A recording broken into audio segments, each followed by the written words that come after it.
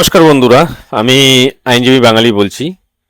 এখন এই CJP party, cockroach জনতা party, এই ককরোচ জনতা পার্টি এই পশ্চিমবঙ্গের ধর্মতলায় যে নিট পরীক্ষা নিয়ে আন্দোলন করছে, তো সেই আন্দোলনের নমুনা দেখুন।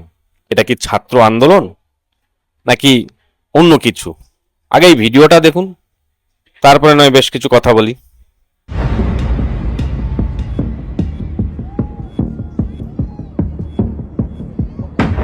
आप लोगों यहाँ ये क्या कर रहे हो? ये तो पीसफुल प्रोटेस्ट था। ये कोई पीसफुल प्रोटेस्ट छोड़ना ही नहीं, तो हम देश में पीसफुल नहीं है। हम यहाँ क्या करें? आप जाइए गोदी मीडिया में।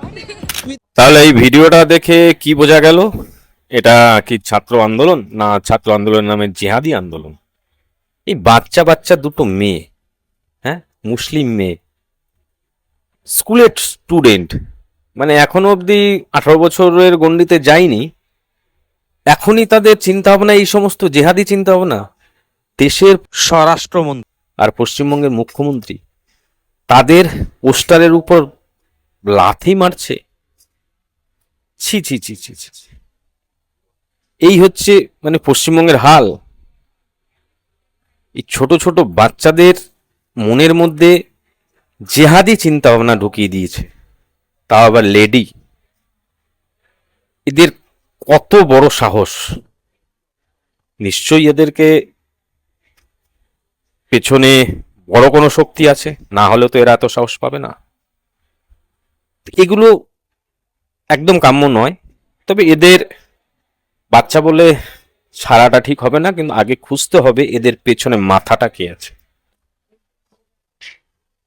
সুতরাং এই ধরনের জিহাদি আন্দোলন, তার বিরুদ্ধে কিন্তু এই পশ্চিমবঙ্গের জনগণ জবাব দিয়ে দেবে এবং রাজ্যের মুখ্যমন্ত্রীর কাছে নিবেদন করা হবে যাতে এর একটা ব্যবস্থা করা হোক। মানে এগুলোকে মেনে নেওয়া যায় না। সে এখনই যদি এই বাচ্চাদের মধ্যে এই জিহাদি চিন্তাভাবনা থাকে, তাহলে পরবর্তীকালে কোন জায়গায় এসে দাঁড়াবে? তার মানে এটা বোঝা যাচ্ছে যে ককরোচ জনতা পার্টির যে আন্দোলন, যে ছাত্র আন্দোলনের যে ডাক, সেটা ছাত্র আন্দোলনের ডাক নয়। এবং সেখানে রাজ্যের তো পরিষ্কার মানে মুখ্যমন্ত্রী বলেই দিয়েছে যেটা মুসলিমদের জেহাদি আন্দোলন। হ্যাঁ, আমার এই কথাগুলো খুব খারাপ লাগবে, কারণ আমার কথাগুলো খারাপ লাগার প্রশ্ন নয়। ঘটনাটা হচ্ছে যে সমস্ত ফুটেজগুলো দেখা যাচ্ছে সেই সমস্ত ফুটেজের পরিপ্রেক্ষিতে কিন্তু কথাগুলো বলা হচ্ছে, আমার ব্যক্তিগত কোনো কথা নয়। যাই হোক, সকলে ভালো থাকবেন, সুস্থ থাকবেন। নমস্কার।